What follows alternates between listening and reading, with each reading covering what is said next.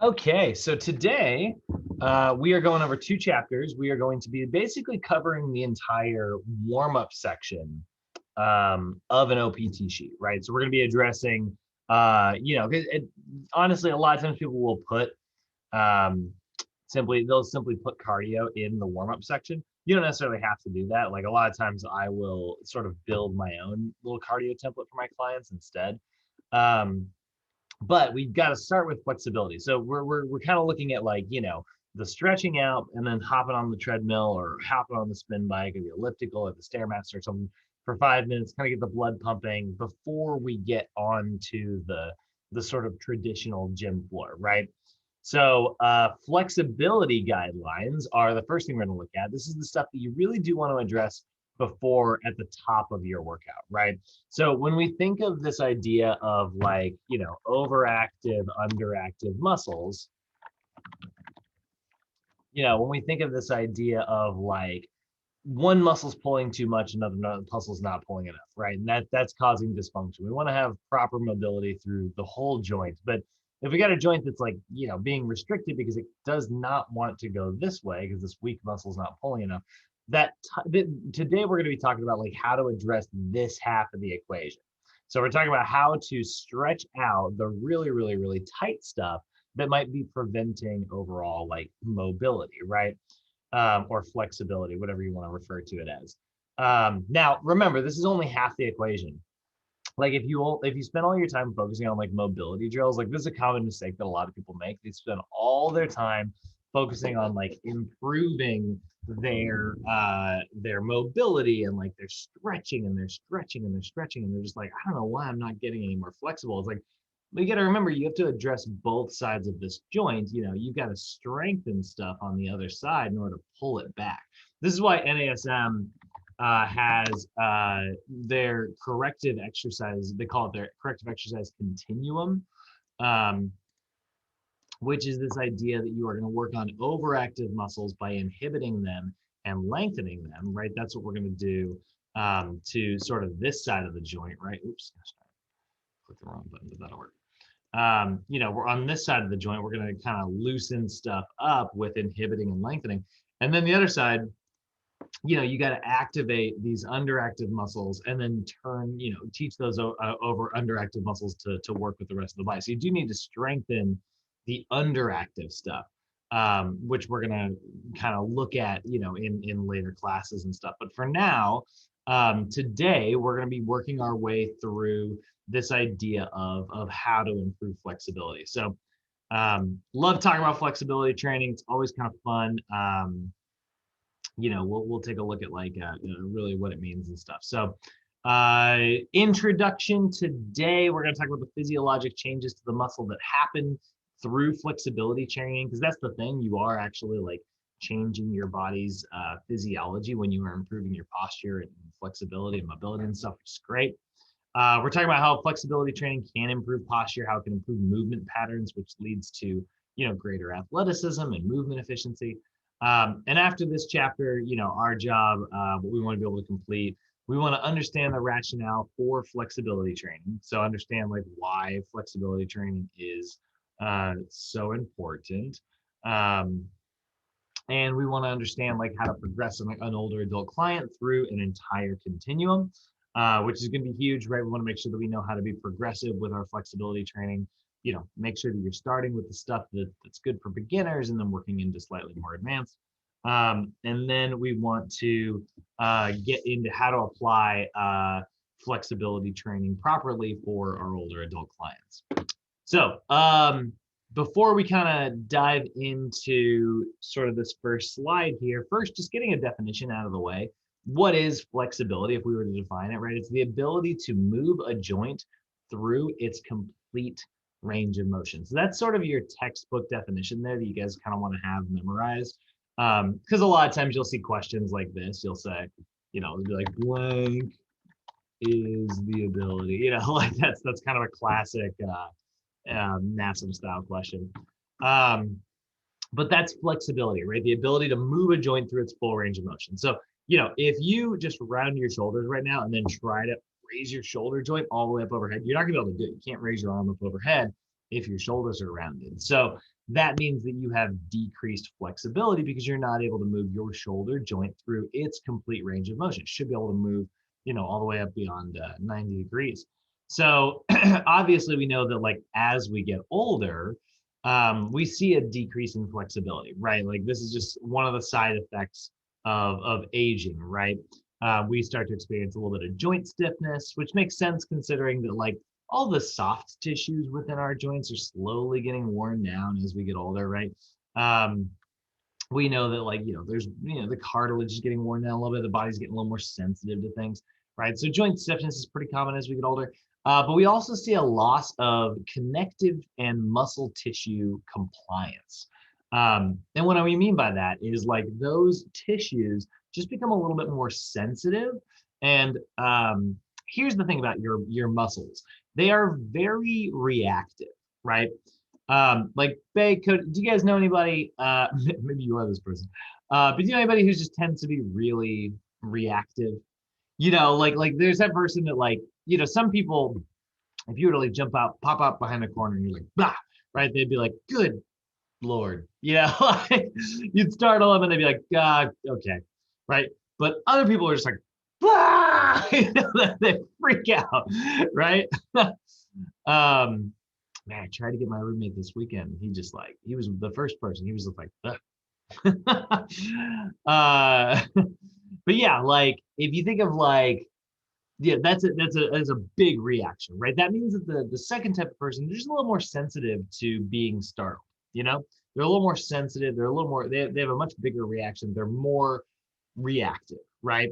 So here's the thing: as we get old, when your muscles are overly reactive, right? When you think about like the idea of like what your muscles do, right? Um, think about the idea of remember from our kinesiology class, right? Remember how we talked about muscle spindles, right? So muscle spindles are these sensory receptors that run through the length of your muscle. And they kind of wrap around the fibers of your muscle like this. And their job is to sense when your muscle's being stretched out. So as that stretches out, further and further and further, you are activating more and more and more of the muscle spindle. So it's sending a bigger and bigger and bigger signal to your brain, right? So your brain is going to go, hey, we're getting pretty stretched out in that muscle. Oh, wow, we're getting really stretched out in that muscle. Hey, oh my gosh, if we go any further, this muscle is going to tear, right? So then if that, it's sensitive, so it's having a strong reaction to stretching. So the muscle spindle might be a little bit what we call overactive, right? And that's why we use the term overactive when we talk about our muscles. It's where the muscle spindle, these sensory receptors, are a little too tight. Yeah, question. Oh my God, a question. Yes. Isn't that normally like whenever I have an arm day or something, or I feel like this big, this pull or this soreness coming out of my bicep? Isn't that usually when I'm like overdoing it with the muscles? Maybe, but maybe not. Like your muscles, like when you feel like a big amount of soreness, and like it is tough, right? Like, when you're super sore like that, and then like you try to extend your arm, you're like, oh, like the stretch, right? Yeah, Um, and then it usually feels really tight. Like some days, like the next following week, from whatever I did before, I usually feel like I pulled something, or it's like this irritating pain to where I can't even pull anything up anymore. Ooh, so it shouldn't be that intense. Like soreness shouldn't prevent you from being able to lift. Ironically, that's what's interesting. Like soreness can be brutal, and you're just like, oh, I'm so sore, right? Like you can be just really sore.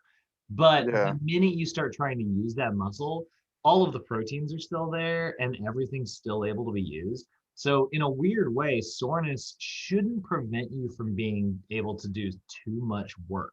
So if you are noticing that like your strength is reduced, you're not able to move through like a full range of motion, you might be overdoing it on arm day. Try to limit your arm day to maybe 9 total sets at the very, very, very, very, very most. Like that's a lot. And when I say 9 sets, I don't mean 9 sets for of like bicep curls. I mean like maybe 3 sets of preacher curls, 3 sets of cable curls, and maybe 3 sets of I don't know, reverse curls, right? or hammer, something else.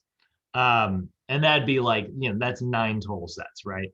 3 different exercises, 3 sets each. That's that's a lot of training volume on one day,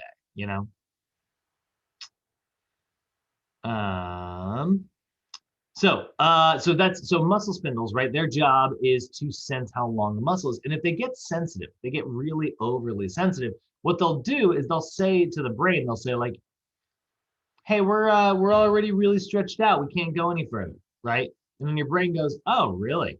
Right? And so then it stops moving to that range of motion because it's experiencing a really intense pain signal.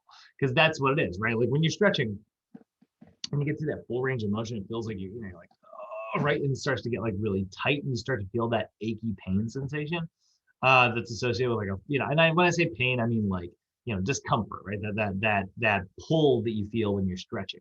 That pull that you're feeling is the muscle spindle creating a pain signal in the brain to get you to stop, right? Like it's saying like, hey, we're at the full range of motion, you shouldn't go any further. Well, here's the thing. As we get older, our muscle spindles actually become more overactive. They start to become more sensitive, which in a way like makes a lot of sense. Like you think about like how our nervous system is arranged, right? Like this, your nervous system strengthens signals the more often it uses them. And you've been using these signals for a really long time at that point. So we do see a little bit of like tissue compliance changes there. We're also going to see connective tissue compliance changes. So like your muscles are just not going to be as compliant. They're not going to do what they're supposed to do. They're going to be, relax and move through these ranges of motion the way we really want them to, So that is some of the stuff that we're going to see when it comes to aging, right? We see some joint stiffness, we see some loss of connective tissue, we see some loss of muscle compliance.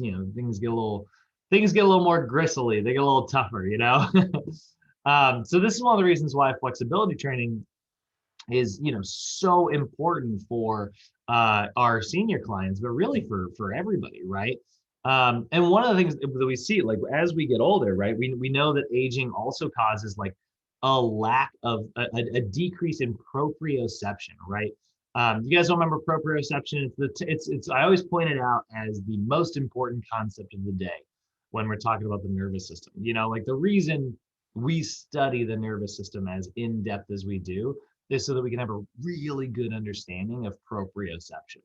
So proprioception is your body's understanding of where it is in space, right? Like it's your body's ability to go, all right, I'm getting a signal from the bicep that says it's at 50% max length right now, which means that my elbow should be in this position, right? This is 50%. This would be like 0% max length. This would be like maximum max length, right? It's fully stretched out. So like, any spectrum of that. So, if I told you, I said like, Cody, I want you to imagine a person whose arms are abducted 50% from their side. Their elbows are bent at, to 50% as well. So their bicep is at 50%, their shoulder joint is abducted at 50%. What position would that be? And it's a tough question off the top of your head, right? But break it down, right? What is shoulder abduction? It's this way, right? It's going out to the side. So if I said, if this is 100%, right, of the full range of motion, 50% would be about here. And then we said that their elbows were at 50%. So they'd be like this. So they are in, getting ready for a push-up or a chest press, right? Now that's actually how your nervous system continually communicates with itself and the rest of the body all the time. It's just getting a signal saying like, yeah, this is a 50%. And your brain goes, okay, well that means that we are in this position, right? So that's not too hard to understand, right? How you guys feel about that? Pretty good. Okay, so now what happens if what is being said to your brain is not true? Like what happens if your muscles are overactive, they're overly sensitive, and they start lying to the brain, and they're like, hey, we are at 90% max length right now, and in fact 90% should be like almost full length, right? We could maybe get like a little bit more straightening to go, but we're just like, this is 90% right here. But if you start to get that signal here instead of like all the way out here, right? Doesn't seem like a big difference, but it's huge because now your brain, other parts of your brain are going to go, oh, well, that's already fully stretched out. I clearly can't move through any other range of motion any further, but we're trying to go up this flight of stairs. I know what we'll do. We'll just twist or do something else, and we'll move up and we'll distort our posture in order to kind of get the job done, right? And this is where, like, I like to call them like scoopers, but you'll sometimes see let's see if I can find a picture of this. I don't know if I will. Calf muscles going upstairs. I don't know if I'll be able to find a picture of this. Oh, kind of. Oh, wrong one. This is almost what I'm looking for. It'll probably be good enough. All right, so take a look at this picture here. You guys notice how like his toes are kind of pointed away, right? So you see that all the time. How often have you guys noticed this about people? Like if you've ever like stared at their foot, and I don't know if you do that until you sort of get your personal training certification. Once you've got it, you can't stop. You're judging people's posture all day. But how often have you guys noticed people going upstairs and rather than picking their toe up and getting to the next step and picking their toe up and getting to the next step, they instead kind of scoop their foot around to the side and go up to the next step. And it's this weird kind of scooping action. You guys ever notice that?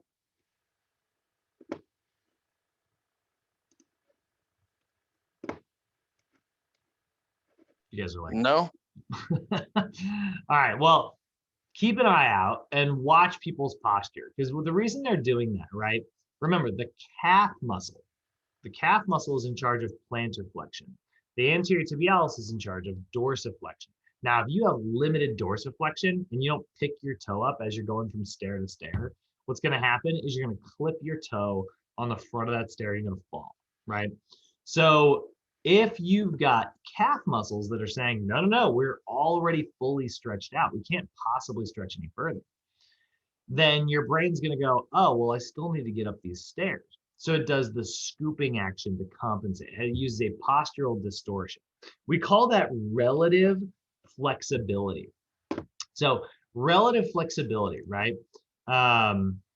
is where the body will find the path of least resistance during a functional movement pattern. So relative flexibility is like, it's like somebody who said, like, let's say, just like right now, right? If you were to say, like, all right, touch your toes, right? It's like, okay, I'm gonna touch my toes. And then if I did my hamstring stretch like this, it's like, yeah, I'm touching my toes, right? But am I stretching my hamstrings? No, I bent my knees. I did a bunch of spinal flexion. Like, that wasn't a hamstring stretch. That was just me. I did touch my toes. I found a way to get the job done, but I didn't necessarily move in the way that I'm like intended to move, right? And don't get me wrong, we're intended to move, that way, like I just did, but like not if we're trying to stretch the hamstrings, right? So relative flexibility, finding this path of least resistance, it's your body is learning to move in a way that is altered from the way that it was supposed to move. So the classic example, like a person's feet externally rotate, right? You see a client with foot external rotation. The reason that they are externally rotating their foot is because they are responding to this limited ankle dorsiflexion that we're talking about, right? Or they're, experiencing poor motor control. So we can see this is the two sides of the joint, right? The limited ankle dorsiflexion is an overactive muscle that will not relax the way it's supposed to, and therefore cannot move through a full range of motion. And the poor motor control is an inhibited muscle on the opposite side of the joint that cannot contract the way it's supposed to. It can't do what it needs to do, right? Again, let's switch examples. Let's look at like an anterior pelvic tilt, right? When we look at this idea of lower cross syndrome, right? We've got tight muscles in the low back that won't let go. And we got tight hip flexors in the front of the hip that also won't let go. So these muscles are pulling down, these muscles are pulling up, and that rotates the pelvis forward. Meanwhile, the opposite muscles of those hip flexors, right? So that's we're seeing that limited mobility due to these tight muscles, right? We got a really tight low back that's not very mobile. We got a really tight hip flexor complex. It's not very mobile, right? And then on the opposite side of the joint, the glutes back here, they are weakened because we got to go back to that idea of an overactive versus underactive muscle, right? When we look at this, in a picture, like I just always go back to this picture here, right? We just got to imagine you've got this shortened muscle that's really tight that will not stop pulling. And it's overly sensitive. It's just constantly telling the brain, like, hey, we couldn't possibly stretch any further. We're fully stretched out now, even though you should be able to move through a full range of motion, right? And then on the other side, you've got this weak inhibited muscle, right?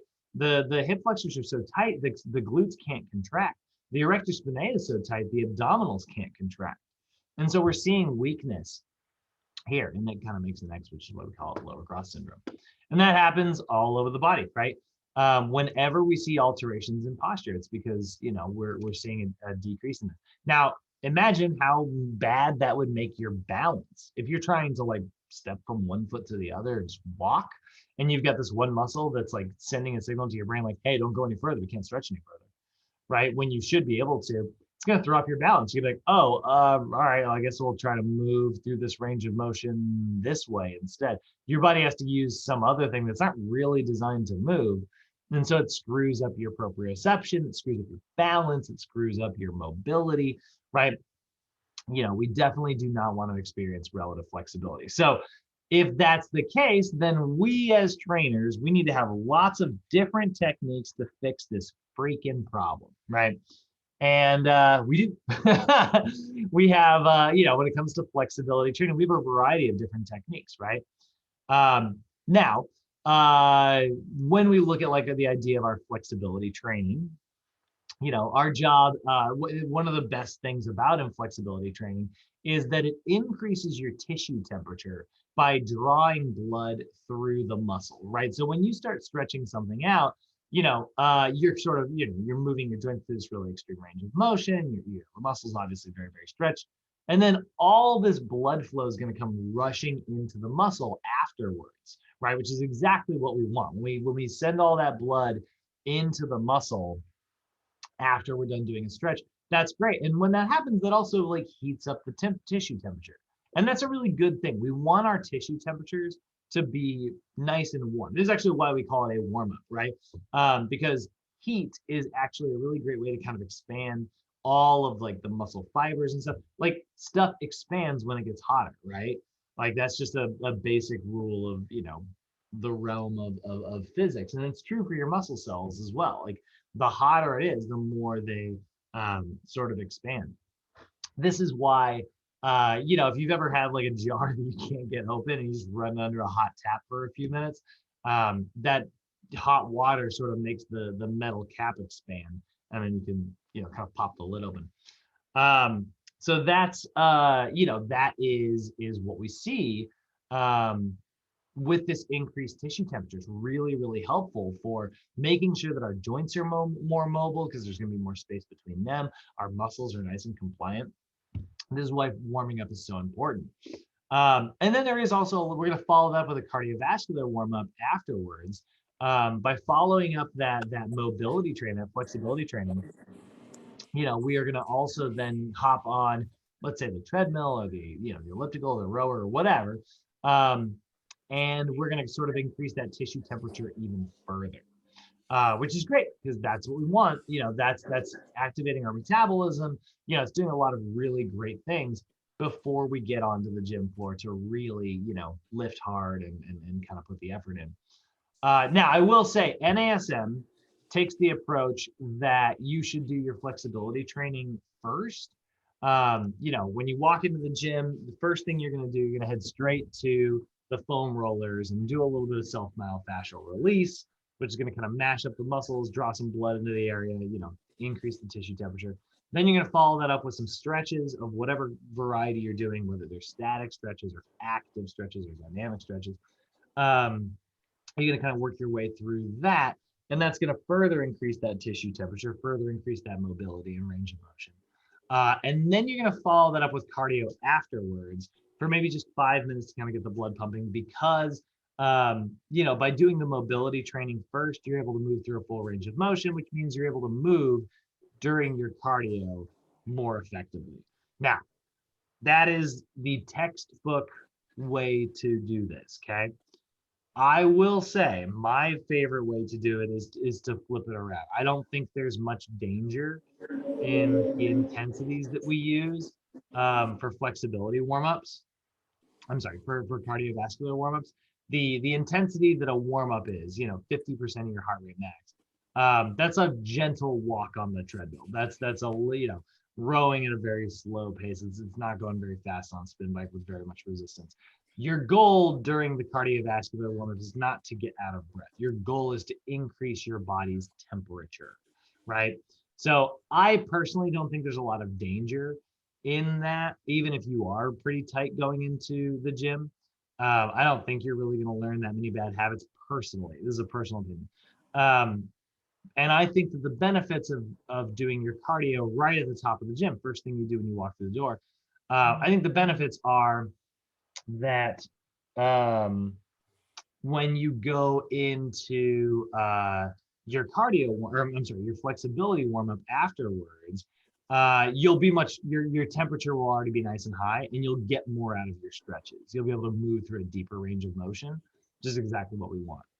So, and you guys are probably like, yeah, that's how I like to do it too. A lot of people like to do their cardio for just 5-10 minutes, and then do their mobility training, and that's personally, I think that's fine. But NASM does do it in a different order, and I can see their point, But yeah, but we know that like failure to warm up, right? This sentence is wrong. Failure to not warm up can lead to that's hilarious. Failure to warm up can definitely lead to an increased risk of injury. That's hilarious. I've said it before, guys. Like, I'm not great at spelling either. Trainers, we are not English teachers. All right, so let's go ahead and talk. Like I said, it's the flexibility training. Now, when I say flexibility training, there's going to be sort of three main categories here, right? So if we look at the OPT model is meant to be this guide to help you move your clients through different styles of training, different amounts of physiologic stress, and different adaptations, right? Like that's what the OPT model does. And it's broken down into three major adaptations, like three major categories. That's going to be your levels, right? So you're going to see level 1, which is all about stabilization, level 2, which is all about strength, and level 3, which is all about power, right? So level 1 clients, we're not really trying to necessarily increase their 1 rep max. Now, obviously, their 1 rep max is going to go up. They're going to get stronger as you're working out.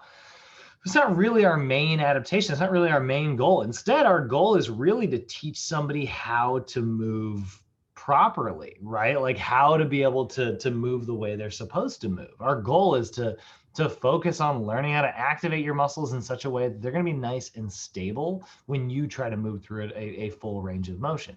So that's the stabilization level. Now, the strength level, okay, great. Yeah, now we're trying to improve force production, right? We're trying to improve strength here. And there's a couple different ways you can do it. You can either improve, your enduring strength, like high repetition strength.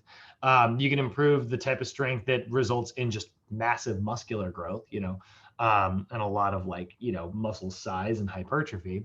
Or you can improve your strength in such a way that really you are just pounding away at making that 1 rep max bigger and bigger and bigger. You just you're strengthening your nervous system and your muscular system. You're just getting stronger, right? That's the max strength side of things. So this is why strength, all of it has the same.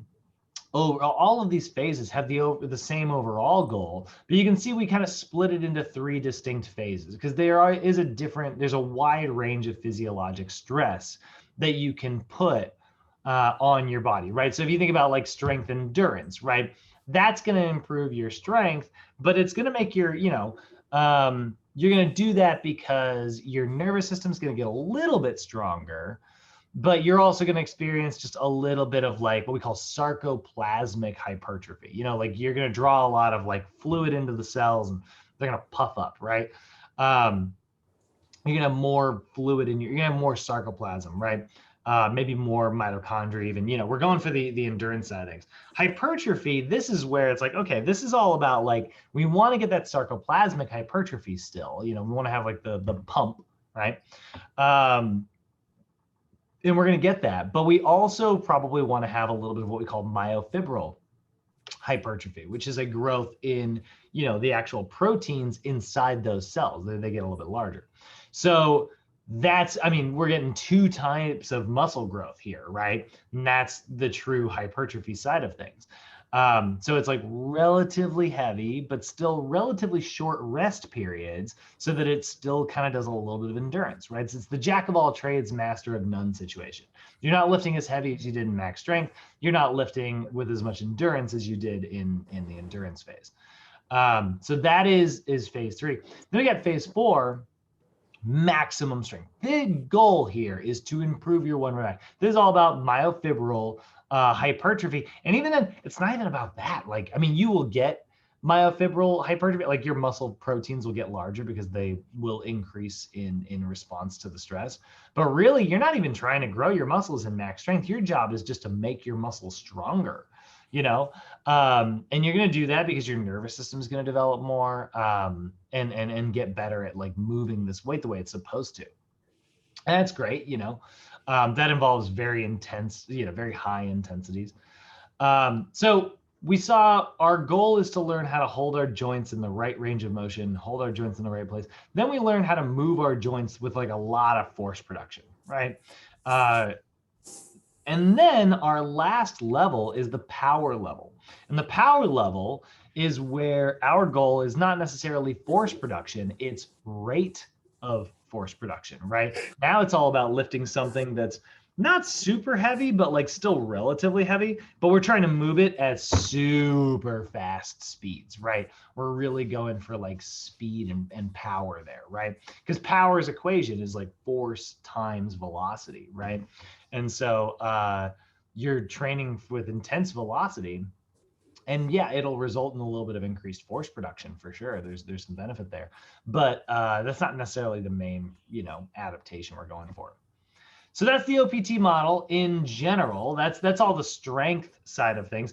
And everything I talked about today is really going to address, when it comes to developing your strength, it's really kind of like on the gym floor, right? Like the OPT model at first glance, when you look at it, you're like, oh, okay, well, that's great. That gives me a blueprint for how to develop a client, right? Like if I had a client who is focusing on like weight loss, right? Like they really wanted to like drop a few pounds, I would do the types of things that burn the most calories. Which means I'm going to do a lot of stabilization stuff because that's higher repetition, so it burns a lot of calories. I'm going to do a lot of strength and endurance stuff because it's higher repetition, it burns a lot of calories.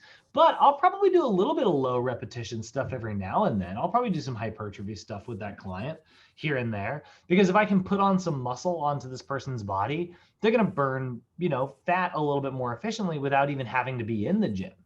So chances are, if my client's goal is strictly weight loss, I'm probably just going to stay in phases 1 and 2. But as they start to get a little bit closer to their goals, and I want to make sure that they don't backslide, I'm probably going to focus on phases 1, 2, and 3.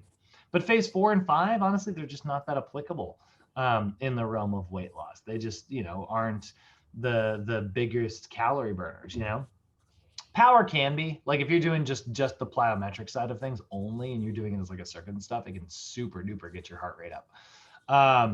But generally, we're probably just going to focus on phases 1, 2, and 3. Now, if I had an athlete, right? Let's say I had like a football player, right?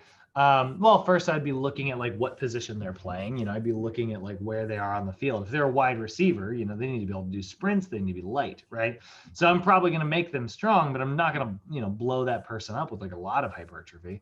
So I'm probably instead going to focus more on definitely a foundation of stabilization. No client doesn't get stabilization. Build a little bit of endurance, right? So they can be able to run the entire length of a football field. Hypertrophy is not all that important to me, for a wide receiver at least. And then max strength and power. I'll probably be, in these phases here. So they're nice and strong and they can really, move at a really, really good pace. They've got a lot of power. If I had a soccer player, I certainly don't care about hypertrophy, right? So I'd probably just do phase stabilization endurance, strength endurance, right? That's soccer. That's all soccer is, right? It's just endurance plus endurance plus endurance. And then we go straight up to power. I'm going to try and improve, like their anaerobic, high intensity power, lots of explosive stuff. So phases 1, 2, and 5 are going to be really good for that type of athlete. So, again, different ways to use the OPT model, depending on who our client is. But there is also, we got to look at the idea of flexibility training, right?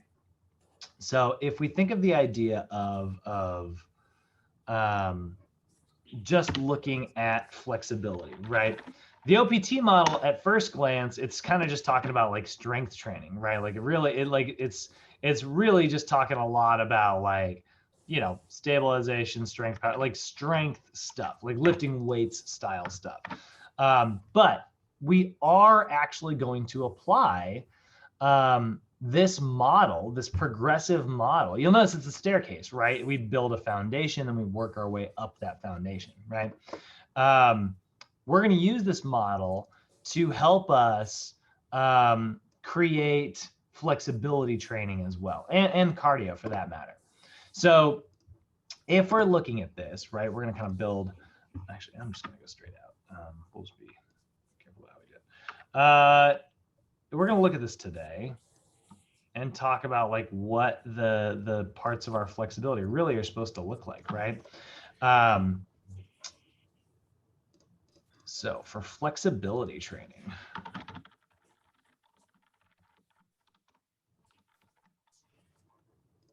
so we are going to break flexibility into categories so that we can be progressive here, right? We want to build a foundation with flexibility and then work our way into that, right?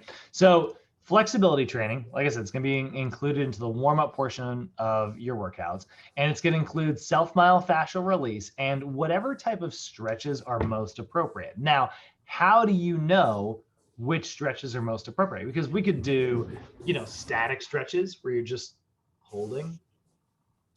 That's kind of your classic stretch. I don't have anything against this. This works great, right? Or we could do active stretches where, I'm actively going to contract this side of my neck and try to draw my head down, and then I'm going to relax so that I can then contract again. And then I can try to contract again, right? That's what we call active flexibility, right? Or I could do dynamic flexibility, where I simply do a functional movement that draws me through a complete range of motion, right? Maybe something like this, right? Or just simply going back and forth, right? That's going to be a dynamic stretch. So I love all those, right? So, Bay, I'm going to pick on you a little bit because you're the newbie of the group.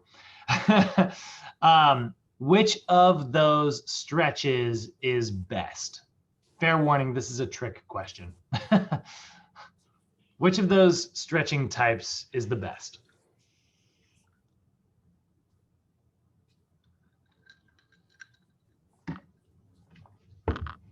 Bay, are you with us? We still got you muted.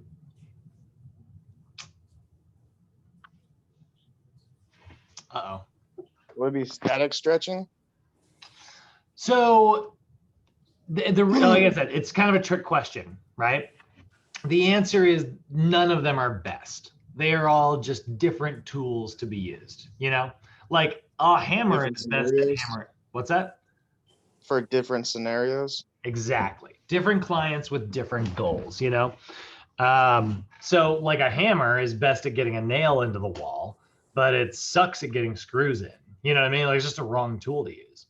So that's why we have different stretching techniques. So for the purposes of program design, NASM is going to organize flexibility training into various levels, and those levels are going to correspond with our OPT model over here, right? So looking at flexibility training for clients who are in the stabilization phase, okay? Clients who are in the stabilization phase are going to focus on what we call corrective flexibility, right? So corrective flexibility is the type of flexibility training that is designed to improve joint range of motion and is used to correct postural distortions. So, you know, when I say corrective flexibility, I'm talking about like a major category, right? It is not a type of stretches, it's a type of stretching program, right? There's a difference, right? It's a type of like, you know, it's a category with pieces within it. And those pieces inside of corrective flexibility, like what those pieces are, it's going to consist of foam rolling or self-myofascial release. Could be like a Theragun, or it could be like a Theracane or a lacrosse ball, you know, but generally it's a foam roller, right? That's sort of the most popular. So self-myofascial release, a little bit of massage, right? So self-myofascial release is all about like, you know, sort of mashing up your nervous and your fascial systems to alleviate any trigger points that happen to be there. You know, like when we look at like let's see if I can get a picture of this. When we look at like what a trigger point really is, scar tissue. Let's see if I can get a picture of that. Oh, yeah, that, okay, well, that's not, not quite what I'm looking for. Why is my alarm going off? Come on, interwebs. You know what? This will work. Not 100% what I'm looking for, but let's say like somebody experienced, wow, that's very low res. Let's say somebody experienced a little bit of like trauma, right? Like a little bit of like muscular, actually it's super high res.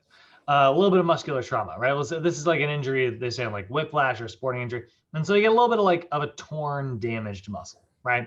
So what's going to happen is your body's going to go, holy crap, we tore our muscle, right? And so it's going to go into like repair mode, and it's going to repair that with this tissue that we call scar tissue, which, you know, you've seen on the outside of your body a million times, right? Your actual scars, that's scar tissue covering your skin, you know? It's your body patching everything up. But what it leads to, actually, this is great. It leads to these little nodes like this. It leads to these really tight little patches of muscle that are going to reduce our range of motion. Cody, one of the reasons why your, you know, ankle mobility is such an issue is because you are packed full of scar tissue. You know, this is why I'm sure your physical therapist has done some massages, you know, in addition to everything else, is because that massage is going to kind of break up that fascial tissue, right? So if we can break that up, now we can get this nice and mobile. That's why we want to do some foam rolling. And so you should always, always, always start with your foam rolling before you do any of the types of stretches that you're going to do, right? Because you are going to apply, you're going to alleviate some of those myofascial trigger points. You're going to bust them up. You know, Andres, you're our resident massage therapist this morning, right? That's your job. Your job is to beat up scar tissue, you know, flatten that stuff out, get those muscles back to being nice and mobile, and, you know, get people to relax.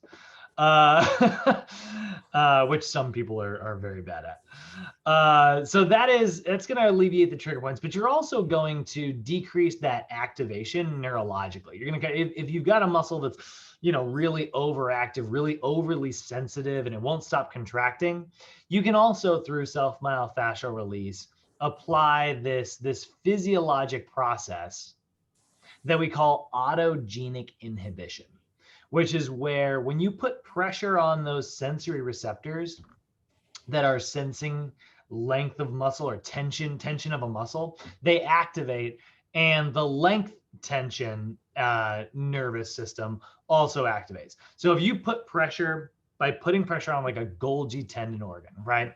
So we look at like, when you look at like putting pressure here, right? Near a joint, that is going to activate this Golgi tendon organ, which is a different sensory receptor, right? You've got the muscle spindles, they're the sensory receptor sensing length, right? Well, the Golgi tendon organ is the one sensing tension. So it freaks out because it thinks that you just put a lot of tension on the muscle. It thinks that you are now applying a ton of tension, and so it's possible that muscle could tear right off the bone. Now, that would be true if you were like stretched really far, you're like being pulled end to end, you're on like a torture rack or something. Yeah, absolutely. You'd be, at the risk of tearing your gold, ripping that muscle off the bone. But in this case, you're just putting a little bit of like gentle massage, you're putting a little massage on that muscle, right? But your brain, your nervous system doesn't know that. It doesn't know the difference. It thinks you're on the rack, So when you put that pressure on that GTO, it starts to freak out. And that's why, massage is a little, for me, it's rough at first. You're just like, oh, good Lord, like, oh, when you're getting that massage, you're like, God, that's tight. Or like when you're foam rolling, sometimes you're like, that uncomfortable, right? That is the nervous system basically being turned on like crazy, because your Golgi tendon organs and your muscle spindles are just sending the signal to the brain going, wow, lots of input happening right now, lots of things happening, right? And so it creates a pain signal. It creates sort of an ache, or I guess not an ache. It creates like sort of just like a stretch feeling, right? So that process, here's the thing though. Once you put enough, if you hold that sustained pressure for a little while, if you hold that tender spot for around 30 seconds, autogenic inhibition is going to kick in. So what's going to happen is like basically you're going to convince your nervous system that the safest appropriate action is now to turn that muscle off. It's to say, hey, like if there's so much tension, you could either fight this tension and possibly lose your grip on the bone, or you could just let go. You could just relax and stop trying to contract back in the opposite direction. Just let go and open up. And that's going to be, safe, because if you do that, it'll reduce our tension, right? And that's where autogenic inhibition really improves our mobility. We're a really big fan, right? Now, like I said, not all older adults, they're going to necessarily use like foam rollers. Foam rollers can be a little intense. You got to hold your body weight up. It can be hard on the wrists, But that's where we've got things like the Theracane, that little Dr. Seuss looking cane that allows you to kind of reach behind your upper back and kind of push and give yourself a little massage in hard to reach places. Or maybe a tiger tail, right? Those little sticks, like a rolling pin. Those are really nice because they allow you to get into like hard to reach areas. And also like, you're using your arm to kind of press that. Oh, hey, Andres, you're unmuted, buddy, just so you know. Okay, thank you. Don't tell us your bank account info.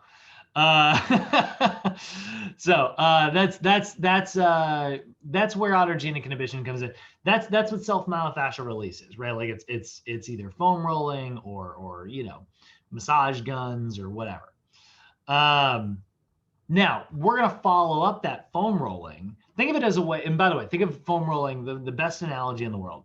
Think of it as untying the knots within your muscle, right? So now that the knots are untied, because we've done our foam rolling, for 30 to 60 seconds, right? We're holding that tender spot.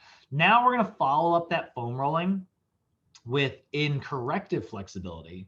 We're going to follow it up with static stretches. So static stretches are low force, long duration stretches that also use autogenic inhibition as the way for improving mobility, right? And so these are also going to increase mobility by, telling the Golgi tendon organ to relax the muscle spindle. So like, hey, muscle spindle, you're being way too tense. You gotta let go of that muscle, right? Let it freaking go. And that's great. This is a really great way to improve mobility. We like static stretches. They're an effective method for stretching, right? You're going to usually do about 1 to 2 sets in 30 to 60 seconds per stretch. You should always be doing it after you foam roll, right? You should always foam roll first, because you don't want to lengthen out your knots and then untie them. You want to untie the knots first, then lengthen them out, right? And so corrective flexibility are these two techniques being put together. And that is what we're going to do with clients in the stabilization level. So if I've got a client in stabilization, which we can see here, right? I'm going to give them corrective flexibility, right? That's the technique that I'm going to focus on and use, right? I'm going to use corrective flexibility. And when I say corrective flexibility, what I mean is I'm going to perform SMR and I'm going to perform static stretches, right? So that's what we're looking at there, right? Corrective flexibility consists of SMR and static stretches. Corrective flexibility is the category. SMR and static stretches are the techniques used within that category, right? Now, they're not the only techniques I can use. I've got other techniques as well. And that's where we are going to shift into the strength level. So any clients who are in level 1, any clients, in their first month of training, you're going to start them with corrective flexibility, right? But let's say you've got a client, you've been working with them for 4 to 6 weeks now, and it's like, hey, we're going to make your program more intense, right? Today we're going to make it a little tougher, right? Well, now we can get into the strength level. We're going to focus on, force production here. Now, because we're focusing on force production, we're actually going to switch our stretching technique. And that seems a little weird, right? It's like, well, okay, if we know static stretches are great, why would we ever do anything else, right? Well, the one thing we haven't talked about yet is that static stretches do have kind of a drawback. Static stretches have one kind of major fault, which is that, remember, their job is to apply autogenic inhibition, which involves inhibiting certain muscle spindles. So you guys may have heard this before. You hear this all the time, and it's used improperly, but people kind of say it the wrong way. Doesn't paint a very clear picture. But you'll hear people will say, you shouldn't stretch before you work out because it reduces your strength. So that is a half truth. It's not that stretching before you work out reduces your strength, but it is that static stretches do result in a groggy muscle. The static stretch's whole job is to turn your muscles off, right? Like we're trying to turn the muscle off. We're trying to get it to relax. So if you're doing that before a day where you're going to the gym and you're lifting super heavy, right? It's not a very advisable method. We probably, if we're trying to lift heavy, static stretches don't really make any sense.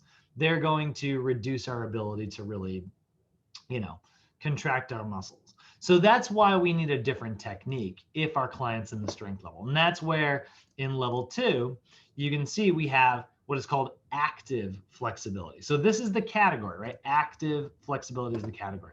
And this is the flexibility training that utilizes reciprocal inhibition in order to actively contract and relax your muscles, which will also result in an increased range of motion.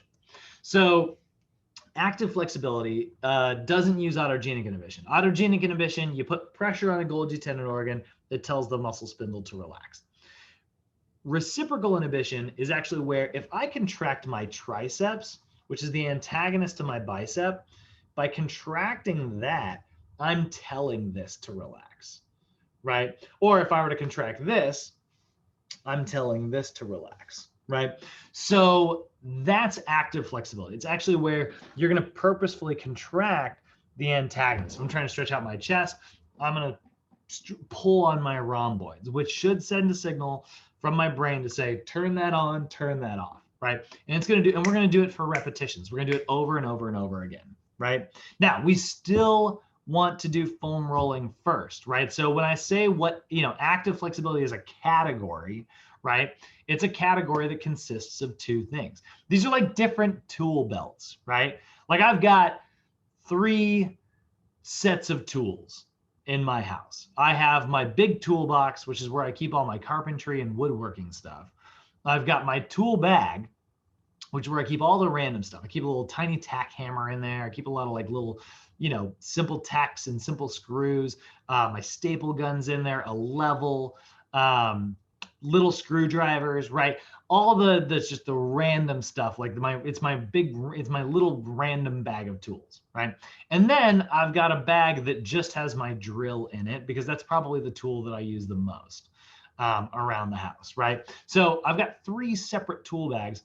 I use them for different things, right? They have different purposes. We have 3 different types of flexibility training. 3 different approaches. We have the corrective flexibility side of things. We give that with all of our clients in stabilization. We have the active flexibility side of things, which is what we give to our clients in the strength level, right? And so this is, we're going to use reciprocal inhibition. It's going to consist of foam rolling. And then we're going to follow it up with active isolated stretches. So active isolated stretches are stretches where you're actually only going to do 1 to 2 second holds. You're not going to do a big, long 30-second hold here. You're going to do 1 to 2 seconds, and you're going to do it for 5 to 10 repetitions, and you're going to do it for 1 to 2 sets. So if I were trying to stretch out my, let's say, we'll say chest. I'm just going to use my, I'm going to use my wall here, right? So if I'm trying to stretch out my chest, if I were to rotate away and I really actively contract my upper back to drive my arm back, that's going to draw me through a range of motion. And then I'm going to relax. And I'm going to stretch again for about 1 to 2 seconds where I'm squeezing that muscle really hard on the opposite side. I'm pulling on the on the upper back as hard as I can, right? And so my nervous system's saying, turn on, right? Meanwhile, it's sending a signal to the other side being like, hey, shut up, turn off, And so or if I did my hamstrings, right, I would actively contract my quad, and by contracting my quad, I'm going to stretch my hamstrings. So I would go 1, 2, and then relax, 1, 2, and then relax. You wouldn't do the standing, right? But that's our active isolated stretches. So you're going to do 1 to 2 second holds, 5 to 10 reps. It's not even necessarily about, it is, but only half the story is about stretching the muscle. The other half of the story is about turning the opposite muscle on, which is great for clients in the strength level. Start to see why we put these where we put them, right? We don't want to do the stuff that makes our muscles groggy before we go into the style of training where we're lifting heavy. Down here, it doesn't matter because we're lifting really light in stabilization. We're lifting really heavy in strength. So if I'm lifting super heavy, I don't want to turn my muscles off. So this is where we are going to apply active flexibility. That's our category. And within that category, we have SMR again, and we have active isolated stretches, right? Those are the tools that are in our active flexibility tool bag, right? So that is a different technique used for a client with different goals. Now, lastly, we've got clients who are in the power level, right? So if our client moves into level 3, they're in the power level, right? This would be phase 5, you can call it that, right?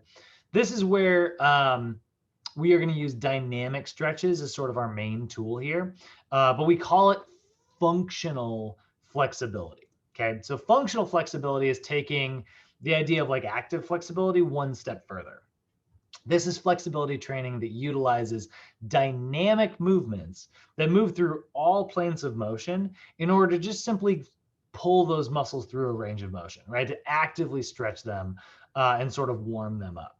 So like a really good dynamic stretch might be something like a lunge with a twist. So if I got my hands here, right, I'm sort of lengthening out my spine now, right? Like I'm kind of, I'm doing a little bit of shoulder movement. And then if I take like a big lunge and then I twist over, towards that opposite arm and then come back and do the other side, and I just kind of go back and forth like that, I'm moving in such a way that I'm not necessarily exercising. I'm not doing strength training. That's that's pretty easy, right? But I'm drawing my muscles through a full range of motion. If I did something like arm circles, right? I'm strengthening but not real. I'm not doing strength training. I'm just using my muscles to draw my other muscles through a range of motion, and I'm using multiple planes of motion, right? So body weight squats are a good example. A push-up going into a T is a really good example, right? Now that obviously could be a strength training technique for some clients, which if that's the case, great. That's not a warm-up for this client. They're probably not in the power phase of training. You should probably put them back into, a lower phase. So functional flexibility is the tool bag. And within that tool bag, we have SMR again, right? SMR is in every phase. And dynamic stretches. Dynamic stretches are basically these little body weight movements where you are drawing the muscle through a full range of motion. Now, here's the thing. We have these different techniques, right? And they do different things, which is why we need different techniques. Static stretches are really, really good at turning the muscles off. If you're trying to improve your range of motion temporarily, static stretches are the jam. They're going to be great at just improving that because, that's their whole job. You're just focusing on length. You're stretching, you get a little further, until you're done with the stretch. You're literally just getting further and further and deeper, right? So if, that's our goal there. But then we have, we do have strength clients. We have active flexibility, where if you contract a muscle, you're drawing it through a range of motion. Now, it's not as good at improving mobility as static stretches, but it's a helpful technique because it doesn't have the drawback of turning your muscles off, right? So that would be what we look at. That's why we have active stretches. Dynamic stretches are probably the worst at improving your range of motion. It's really not their job. Their job is just to be the type of exercise that gets you warmed up for your workout. In fact, here's what's weird about dynamic stretches. They actually kind of turn your muscles on. With active and static stretches, we've been talking about how to turn the muscles off, right? Try to improve our range of motion.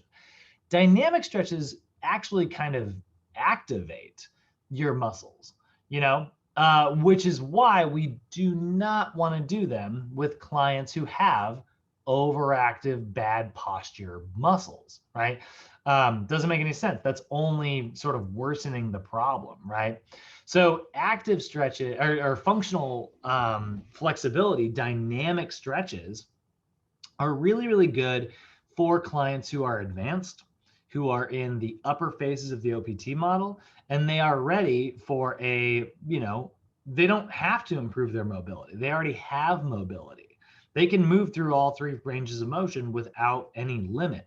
So our job is just to get their body temperature nice and warm, get some blood in the area, get those muscles turned on, and then they're going to be able to perform a little bit better once they get to the workout. So what you're going to do is you're going to pick 3 to 10 dynamic stretches, maybe, body weight squats into maybe scoops where you're reaching down for the hamstring, followed by a Frankenstein walk, followed by butt kickers into a high knee, into inchworms, push up with a twist, and then arm circles and arm swings. That's, I think, 10 exercises. And you're going to do 10 to 15 repetitions each and probably do between 1 and 2 sets. So that's what we're going to do. If our client is in the power level, we are going to apply functional flexibility. Okay, functional flexibility. And that's the tool bag. And within that tool bag, we are going to do SMR, and we are going to do dynamic stretches. Okay, so that's what that looks like, right? This is how we're going to apply the OPT model here, right? I'm just going to draw a distinction just because that's going to bug me.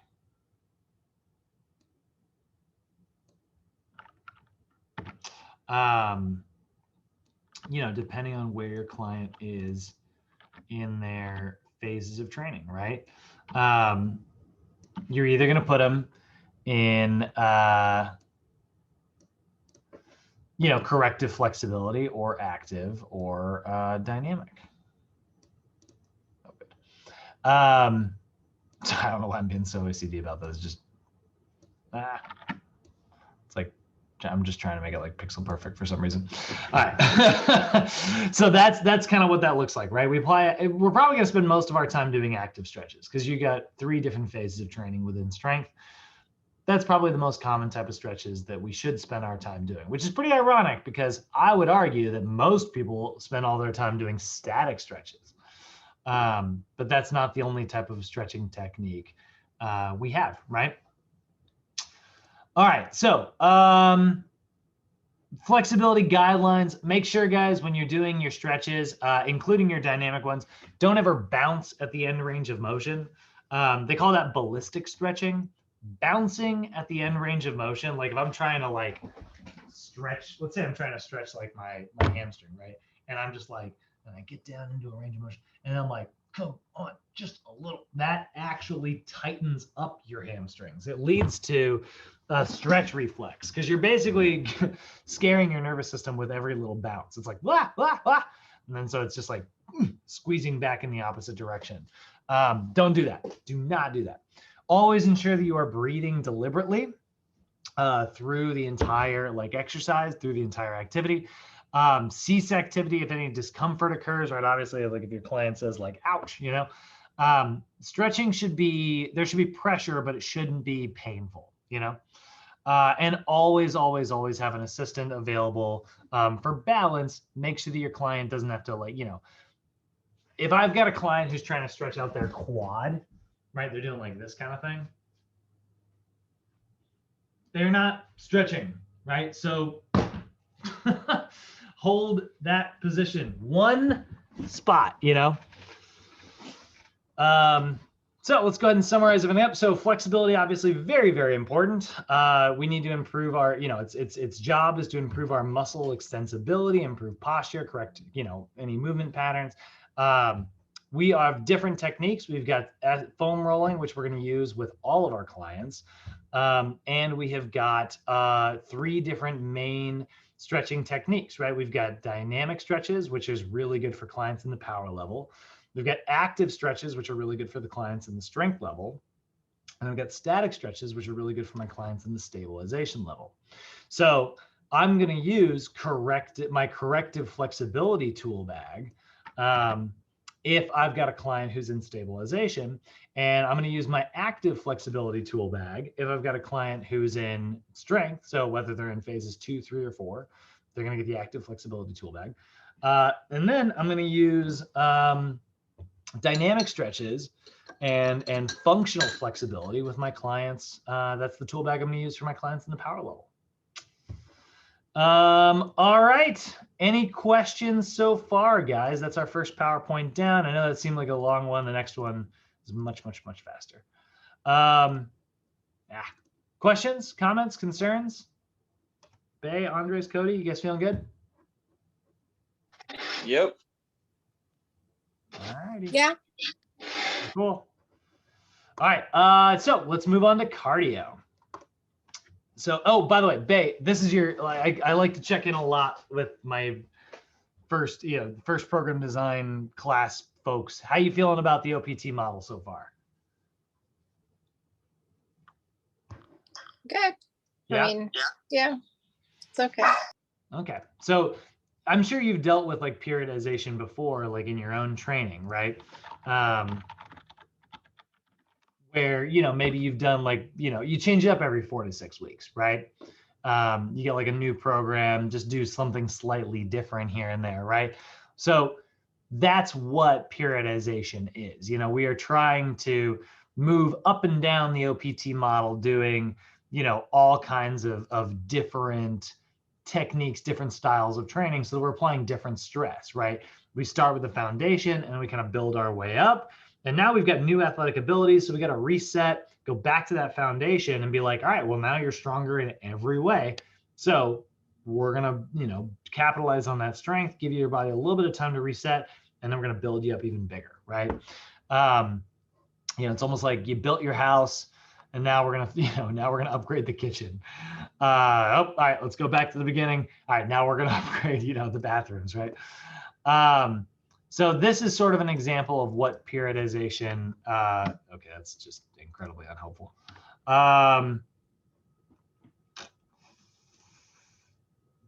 Oh, come on, give me a high res. There we go. This is an example of what periodization is going to look like, right? So you can see the phases of training that we've got for our client here. This is a pretty complicated one, actually.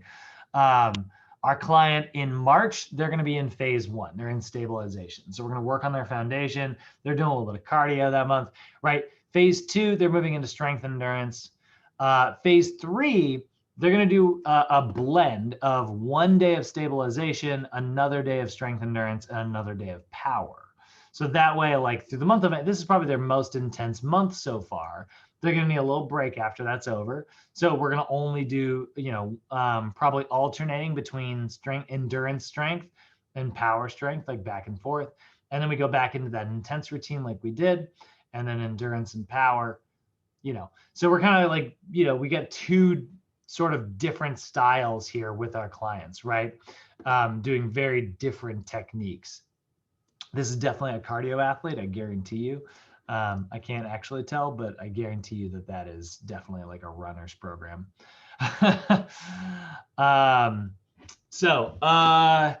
Different types of stuff, right? So now let's go ahead and look at the different types of cardio. We got to make sure we build a foundation before we ever try to do anything too intense. So, cardiorespiratory training guidelines. We know that obviously doing cardio regularly has a lot of different benefits. We see increased oxygen delivery to muscles. This is actually why people who do a lot of cardio have more endurance than people who don't. You're going to get plenty of oxygen delivery. You're going to train your body to be able to deliver that oxygen efficiently. We're also going to see blood pressure control, which if we're talking about senior clients, this is one of the reasons why cardio is so important. And we're going to see a decreased resting heart rate, which is obviously huge, right? We know that like the stronger your heart is, the more blood it can pump per beat, and therefore your heart will beat less often, which is a good thing. So our learning objectives today, we want to understand the rationale for cardio training. We already kind of talked about it almost. Talk about the exercise programming, like how to actually, write these programs. We will review the FIT principles here real quick, and we'll talk about some alternative forms to cardio. So in general, before we even get into talking about intensity, or before we even get into, telling our client, which heart rate zone we want them to be in or anything, we got to kind of just talk about like how to write a program that our client's going to stick to, right? And that's where the FIT principles come in, right? The FIT principles are really great because like they're all the things that you consider when you are putting your scientific program together, right? This is all the practical stuff. It may not be the most scientific, it may not be the most like biology or physiology considering part of it, but it's something you need to have like a good framework for before you write a program. Because like I've said a million times, you could write the world's greatest program. Physiologically, you could put together the greatest physiologic wonder this world has ever seen. But if you can't get your client to do it, it's not very good, right? It's not going to be very effective. So this is where we consider the FIT principles, right? These are these cardiorespiratory guidelines that help us, right? So frequency, it's the number of sessions in a given time period. Usually this is going to be 2 to 5 times per week. Intensity is the level of demand. Generally for our older adult clients, we're going to go 40 to 85% VO2 max. That's anywhere from about 65% up to about 85% max heart rate. The time is the length of time spent during the activity. So usually about 30 to 60 minutes in length for most of our clients. If they can't handle that, you can break it down into 8 to 10 minute bouts, or if they just don't have enough time in the day. Type is the mode. Ask your client what they like. You put me on the world's greatest cardio program, but it's going to be on a spin bike. I ain't doing it. I got a bony butt, guys. It does not do well on a spin bike. So not a fan. Love running though. So picking the mode, recumbent bike, treadmill, swimming, whatever. And then enjoyment is the level of pleasure derived from the activity, right? How much fun do you get out of the activity? Does your client, is your client going to enjoy this, right? So that is how we're going to sort of measure our fit principles overall. Then we've got to look at one area in particular, which is intensity. Intensity is really, what it comes down to with cardio. And I've talked to people before and they're like, oh, I've never been able to run a full mile. And it's like, well, chances are you're running a little bit too intensely. Your intensity is probably a little too high. So you should be breaking your mile down into maybe walks and jogs until eventually the walks get shorter, the jogs get longer until eventually it's a full-on jog and you're running, you're running the whole mile. But you got to get your heart to adapt to that first, because maybe running puts you right into 85% of your heart rate max, which puts you out of breath. We don't want to do that right away, right? That means you can't keep going, So we got to monitor our intensity. We got a lot of different ways we can do this. One way is very subjective, where you're simply going to ask your client how they're feeling, right? It's going to be a rating of their perceived exertion, how much effort they think they're putting in, right? So that's what we call the Borg scale, the RPE, the rating of perceived exertion scale, right? This is based on, obviously if your client can feel their heart pounding, it's based on their respiration rate, how out of breath they are, right? Their sweat, or their just general fatigue that they might be feeling, right? So you're going to ask your client, hey, on a scale of 6 to 20, how hard was that round of cardio? How hard do you feel like you're, working right now? Ideally, when we look at the Borg scale, we want our client, for the most part, when it comes to exercise, somewhere between a 12 and a 16. Somewhere between a 12 and a 16, they should be able to keep that up pretty consistently. 16 is pretty rough, right? This is where they're starting to get out of breath, right? But then we have 17 all the way up to 19. This is where your client is this is you're in the middle, you're playing sports or something. You just made a sprint and to make a big play, and you're recovering afterwards, right? That's the intense stuff.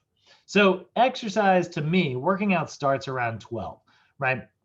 If you get on a treadmill and you're going and you're watching Netflix or something, on your phone, but you're able to kind of keep moving the whole time. You're not necessarily, you're breathing hard, but you're not out of breath. That's steady state cardio. That's a 12, 13, 12, maybe 14, if you're really good at it. 15 to 16, that's a client, you're really starting to work real hard there, right? And then 17 through 19, that's super intense. That's the stuff where, that's our hard exercise. So you're going to ask your client where they're at on that scale and just see how they're feeling. The more often they use that, the more familiar they're going to get with it, and they're going to be able to continually check in, and then you're going to walk out of the gym saying, man, I really pushed myself today. That was great, or maybe the opposite. They're like, you know what? I got to say, if I were to rate that workout on 6 to 20, I was in the 10 range, I was really taking it easy today. Should have pushed a little harder, So that's the Borg scale. Then, or the RPE scale. By the way, they're going to use both those names interchangeably. I don't know which one they're going to call it. It'll either be RPE scale, or the Borg. They just use both names. Now, the other method that you can use, or another method you can use, is the talk test method. This is also really effective. This is going to gauge your client's intensity based on how difficult it is for them to breathe, basically, right? So if they have a really hard time, we're gauging exercise intensity based on the difficulty of talking. If your client is super out of breath, right? There's wiped out, that's zone 3. You know what I mean? That's they're working hard, right? We want to make sure that we are sort of taking them through different stages here. If I've got a client who says they can't run a mile, chances are they're moving into that zone 3. When I want them to be able to kind of work on their endurance in zone 1. You do not want to be in zone 3 during a marathon, right? That's a long 26-mile race. You want to be able to run the entire time. If you're starting and stopping, if you're running and then slowing down and running and then slowing down, you're running and walking and running and walking, it's a bad way to run a race. it's just very inefficient. You want to run that race, run it steady. But you need to build up to that ability to like kind of do that. If you go too hard out the gate, you're not gonna be able to handle it. So this is where we have zones 1, 2, and 3. Zone 1, your client should be able to speak very comfortably. Zone 2, your client should be able to speak, but they should be getting slightly uncomfortable. They should be getting slightly out of breath. Zone 3, they should find it a little bit more difficult to speak. Things should be getting a little bit more challenging here. They should really like almost be completely out of breath, right? So zone 2 is the one that I feel is the hardest to gauge. It's like I know when I'm, breathing, but not like, out of breath. But zone 2 is the tough one because it's like right in the middle. It's like, yeah, this is uncomfortable, but like I can still kind of hold a conversation. I can still kind of keep it up, right? Now, that's all really great. But if you've actually done your fitness assessment and, yesterday or on Friday, right, we talked about, we had Bob, right? Where's Bob? Let's pull up Bob real quick. So remember, Bob, we calculated out his zone 1. And just for the sake of it, I'm going to calculate his zone 2 here real quick, just so we can have like a full range. We didn't do it last time because Bob's on a beta blocker. We wouldn't use zone 2 or zone 3, but I want to look at it real quick and show you. That's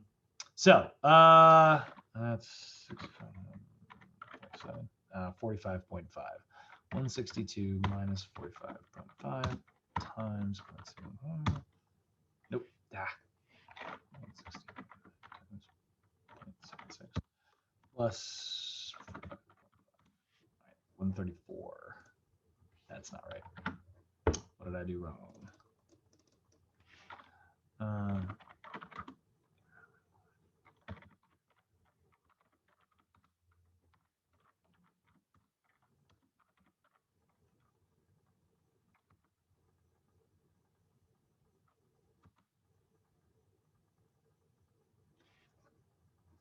Did I do my numbers wrong last time?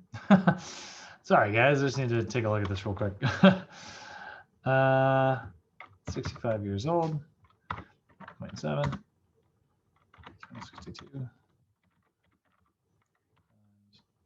65 plus. I did do my numbers wrong. How did I come up with these numbers? Huh. All right. We're going to make this faster because I'm going real slow here because I am not so good at the math. I'm not sure what I goofed up.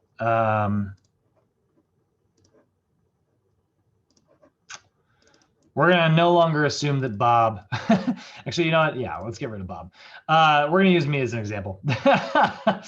So let's take into account, oh, I didn't use his resting heart rate. Those numbers were right. I wasn't using his resting heart rate correctly. Okay. I know what I was doing. I was taking his regular heart rate and just multiplying. Yeah, I forgot to take that out. Okay. So for me, 33 years old, right? Resting heart rate of 56, hit calculate. So now I've got specific training zones here. I've got 65 to 75, I've got 75 to 85, and I've got 85 to 95. Those are very specific percentages of my heart rate max. So this is sort of our 3-stage system here, right? NASM loves their 3s. And it's going to mimic the OPT model. So depending on your client's level of cardiorespiratory fitness, you can gauge exercise intensity by using a percentage of their heart rate max. If they have a heart rate monitor, right? Like my heart rate's 70 beats right now, right? If they have a heart rate monitor and they're wearing it, it can tell you directly what their heart rate is. If they don't have a heart rate monitor, you can still check in, right? You can always go here, count for 6 seconds, multiply by 10, this is definitely much more advanced. It's very specific though. This is my favorite form of like, cardiorespiratory training, right? Like I'm going to go for a run on Wednesday and, I want to be between 65 to 75 for about 1 minute. And then I'm going to push up to 3 minutes of like 75 to 85, somewhere in between there. And so for me, what I'm going to do is when I'm staring at my heart rate monitor, I'm going to look and say, all right, I'm in recovery mode. I'm trying to recover for this minute. I want to be anywhere between 141 and 155. So we'll say 140 to 155. That'll be easy to remember, right? So I'll probably just say I want to be somewhere between there. So if I'm right around like 150, that's perfect for me to recover. So I'm recovering.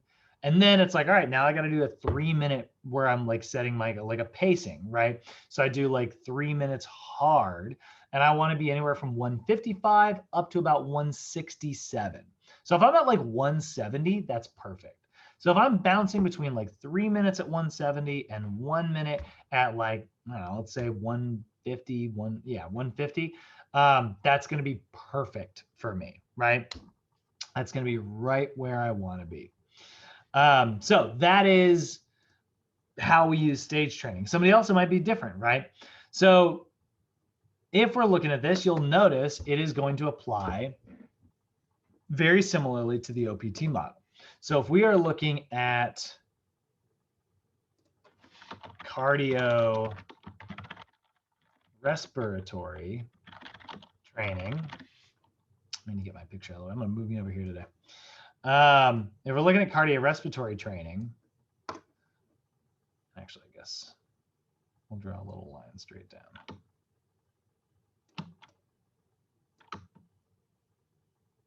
We're going to have three stages here. So we have 3 different tool bags again, right?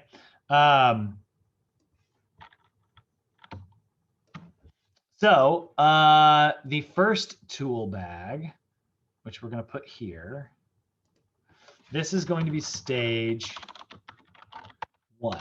Now you'll notice that I'm writing this with a Roman numeral, okay? So stage 1 is for clients who are in the stabilization phase. So if they're in level 1, they're generally going to get a stage 1 cardio routine. If they can, if they can handle, depends on like who the client is, right? Now, what do I mean when I say stage 1? Well, that's going to be any cardio that uses zone 1, which zone 1 is that 65 to 75% of your heart rate max, right? So we said like, for me, right? If I'm on a stabilization routine, my cardio workouts would basically just be 30 to 60 minutes in zone 1, right? That's going to be how I sort of, that's a stage 1 routine.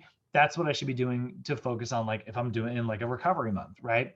So stage 1 cardio training is the baseline cardio train that is really designed to like improve your overall fitness level. This is steady state cardio, right? The idea here is it's your foundation for the rest of your, I'm gonna put it back over here.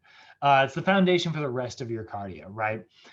So stage 1 has one, it's the stage 1 is the stage is the tool bag, and the tools within it, you only got one tool in it, zone 1. That's it, right? 65 to 75% of their heart rate max. Now, if your client's in stage 2, things are going to get a little bit more interesting. Things are going to get a little bit more challenging, right? So stage 2 cardio training is going to be the introduction to interval training. This is going to focus on further increasing your cardio capabilities by pushing you to your lactate threshold. Your lactate threshold is where, when you're doing work, you are officially at this moment where, like, whenever you're doing any work, you're creating lactic acid, but your body is breathing to process that lactic acid and convert it into ATP, right? So making lactic acid, using that lactic acid as a fuel source, making it, using it as fuel, making it, using it as fuel. But every now and then, you're just going to make too much of it. And if there's more of it being made than you can like process, that means there's going to be some leftover lactic acid that's just going to accumulate over time, right? So that is what we call the lactate threshold.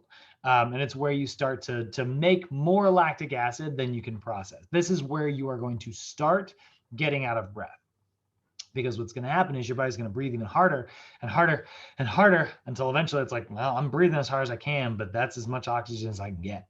And now you can't get rid of that lactic acid. So it starts to pool, your legs start to burn, you start to feel like you need to slow down, right? And you do. And so you slow down, and then all of a sudden you're making less lactic acid, but you're still breathing really hard. Your body burns all that lactic acid up for fuel. You feel recovered, and you go right into your next interval. So stage 2 is going to consist of zone 2 obviously, for the intense part. Right? But it's also going to consist of zone 1 so that you can recover, because you can't keep zone 2 up forever. So that's going to consist of zone 2, which is that 76% to 85% max heart rate. And then we will recover in zone 1.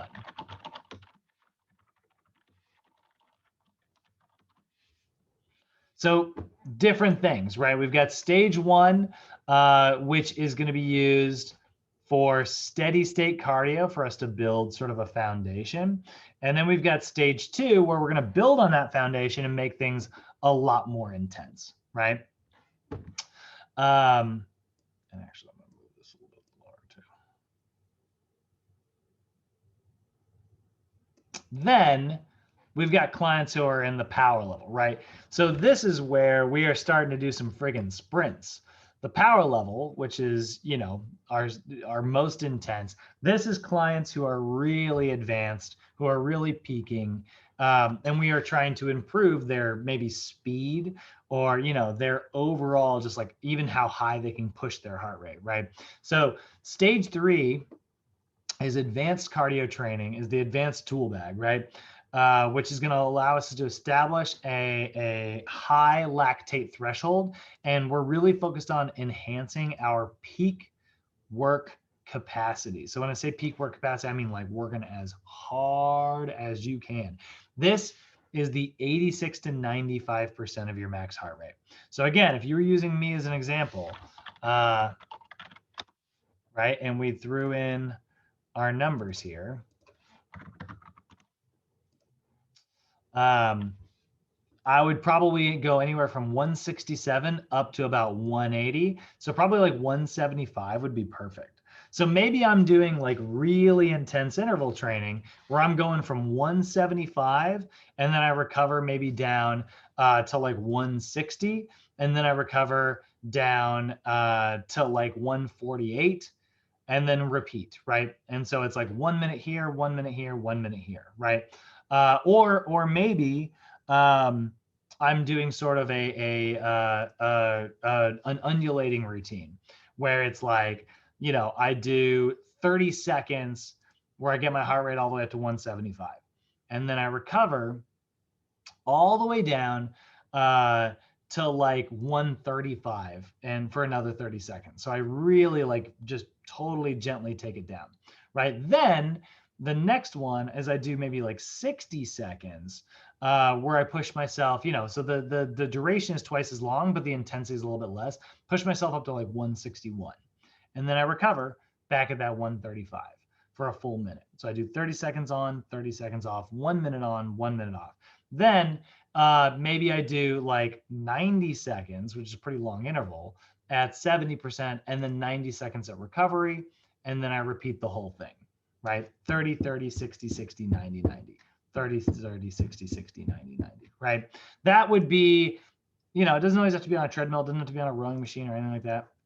It could be something like maybe I do 30 seconds of burpees and then I walk around my yard for 30 seconds.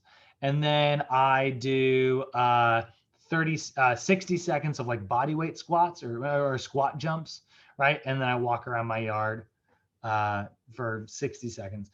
And then I do 90 seconds of, I don't know, let's say jump rope, right? Something much less intense. And then I walk around my yard, right? So, you know, I've got my super intense thing, and then I've got my medium intense thing, and I've got my low intense thing. That's zone 3, zone 2, zone 1, right? So that's what stage 3 cardio looks like. So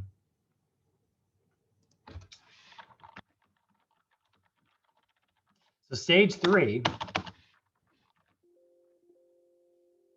what?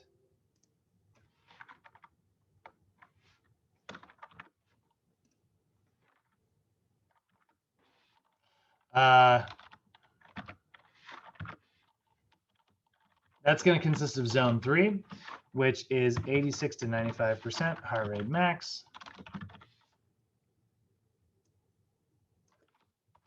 it's going to be zone 2, which is 76 to 85% heart rate max. And it's going to be zone 1, your recovery zone, 65 to 75% heart rate max. So those are our zones for stage training, right? So now we can see this is also sort of corresponding with our OPT template, right? We can see how this is going to move, you know, straight through. If we got a client who's in stabilization, you know, they're going to get corrective flexibility and they're going to get stage 1 cardio. If I got a client who's in strength, they're going to get active flexibility. They're going to get stage 2 cardio. And if I got a client who's in the power level, they're going to get functional flexibility and stage 3 cardio. So 3 different programs for 3 different people, right? Now, obviously, you could also do circuit training. Circuit training is a really cool sort of alternative method. We say alternative, but it's obviously very common. Which is, you know, circuit training, what that is, it's a lot of exercises in a row with no rest, or at least minimal rest, right? A lot of gyms put in, like, they've got these, like, you know, like Crunch has this, Crunch Power Hour, I think, or no, Power Half Hour. They have this thing that's like a series of machines set up in, like, you know, order, and you do this like circuit as you go through it, right? So you can see all these different machines. So she's going to start, you know, maybe with like, you know, maybe start with like the leg extension machine, and then you go into the hamstring curl machine, and then whatever's next, then triceps, shoulder press. So you work your way from machine to machine to machine. You don't take any rest, right? Maybe you just do 1 set in each position. That's great. Or maybe you do like your set and then you do like 30 seconds of like jumping jacks or something right in between. Then you go to the next one. Whatever. That's circuit training, right? Consistently moving, exercise to exercise to exercise with little to no rest in between. So circuit training is a super efficient way to do cardio for those of your clients that like kind of hate cardio. This is a great way to do it. So here's a really good sample circuit training, like hour-long session, right? So maybe you start with 5 to 10 minutes of flexibility training. You know, if you got a client who's in, you know, stabilization, that's going to be corrective flexibility. So you do a little bit of SMR, a little bit of static stretches, right? Then they're going to put them on the treadmill for maybe 5 to 10 minutes, but they're like, I don't want to do the treadmill too much. You know, I can use it to warm up, but I just don't want to spend 20 to 30 minutes. I get bored, right? And it's like, okay, great. So we're going to do circuit training instead. So you give them like 5 to 10 minutes on the treadmill just to get their blood pumping. And then we're going to spend maybe 15 to 20 minutes doing circuit training. Maybe you alternate between upper and lower. And that, you know, gives you that benefit of getting the peripheral heart action, right? So they're going to do, you know, body weight squats, push-ups, deadlift, shoulder press, walking lunge, cable row, you know, boom, boom, boom, boom. And then maybe you give them like 30, 60 seconds of rest, and then they repeat, and they do, you know, 3 to 4 rounds of that. That's going to take 20 minutes or so. Right? Then you put them on a treadmill for 5 more minutes to cool them down. Heart rate's coming back down. And then we do 5 to 10 minutes of stretching. And that's a pretty good training session, right? You know, that's really gonna fill up your entire session. It's not bad. So obviously you can increase the intensity by, you know, making the, you know, exercise, you can decrease the rest or make the exercises more intense, right? All those are going to be good. But if you don't want to do that, you can always, you know, for me, I like to do stage training, you know, while I'm running, because I use it as a way to like improve my running while I'm, you know, playing sports and stuff. But like, if that's not actually, you know, if that wasn't helpful for my sport, I wouldn't have to run, you know, get on a spin bike or go swim, you know, like any cardio is good. But we like these intervals here. these are how you are going to do your intervals, right? This is what we really want those intervals to kind of look like, right? How you feeling about that, guys? Any questions or comments? Everybody understand how the stages and stuff work? Like if I asked you to write a cardio routine, do you guys feel like you could put together and make someone like an interval circuit? To the best of my ability, probably. All right, well, that's what I want to hear. Cool. Yeah. All right. And by the way, like zone 3, very intense. Probably not going to be able to keep that up for very long. Most of the time, your zone 3 should be under 60 seconds at the most. If they're doing 90 seconds, they're probably not in zone 3. So that's how intense that is. All right. So general safety guidelines we always want to keep in mind, especially with senior clients. Always use your safety clips, clip it to your shirt. That way, if you fall too far back on the treadmill, it'll pull the pin and that treadmill will stop running and your client won't go shooting off the back. Advise your clients to always wear appropriate clothing. Again, senior clients love to wear baggy clothing. Don't let it get caught on machines. Always give them an orientation for how to use their cardio equipment. You don't want to run into a situation where your senior client hits like a 10 and all of a sudden the treadmill starts speeding up like crazy and they can't keep up. Monitor for symptoms of exhaustion. Keep an eye on our senior clients, and always warm up before you do any conditioning. That's one thing, by the way. Like if this was just a, circuit training, this is just like training, right? And that's great. But a lot of times, and you can start using this term, call your cardio days, call it your conditioning days. That's what you're doing. You're conditioning your cardiovascular system to supply the rest of your body with plenty of energy easily, right? So warm up, then do your conditioning, then do your cool down. Maybe that conditioning is interval training. I don't know. So this is going to place demands across the entire bioenergetic continuum, which is really great. You're going to use your anaerobic systems when you're at high intensity. You're going to use your aerobic systems when you're at low intensity.